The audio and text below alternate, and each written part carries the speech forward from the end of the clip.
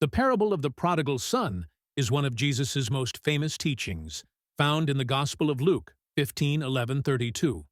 It illustrates God's boundless love, mercy, and forgiveness, and highlights the themes of repentance and reconciliation. Here's the parable. Jesus said, "There was a man who had 2 sons. The younger son said to his father, 'Father, give me my share of the inheritance.' So the father divided his property between them. Not long after, the younger son gathered all he had and set off for a distant country. There, he squandered his wealth in wild living. After he had spent everything, a severe famine hit the land, and he began to be in need. He hired himself out to a citizen of that country, who sent him to his fields to feed pigs. He was so hungry that he longed to eat the pods the pigs were eating, but no one gave him anything. When he came to his senses, he said, 'How many of my father's hired servants have food to spare, and here I am starving to death? I will go back to my father and say, "Father, I have sinned against heaven and against you. I am no longer worthy to be called your son. Make me like one of your hired servants." So he got up and went to his father.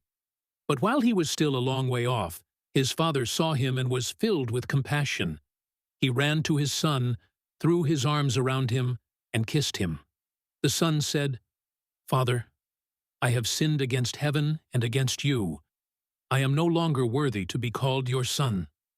But the father said to his servants, "Quick, bring the best robe and put it on him. Put a ring on his finger and sandals on his feet. Bring the fattened calf and kill it.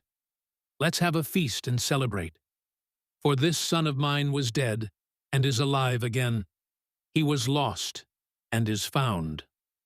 So they began to celebrate. Meanwhile, the older son was in the field. When he came near the house, he heard music and dancing.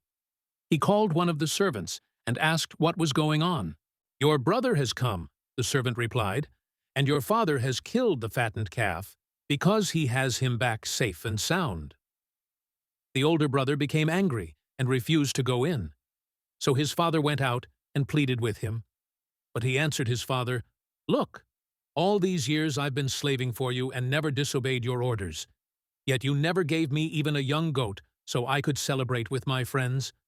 But when this son of yours, who has squandered your property with prostitutes, comes home, you kill the fattened calf for him." "My son," the father said, "you are always with me, and everything I have is yours. But we had to celebrate and be glad, because this brother of yours was dead and is alive again. He was lost and is found."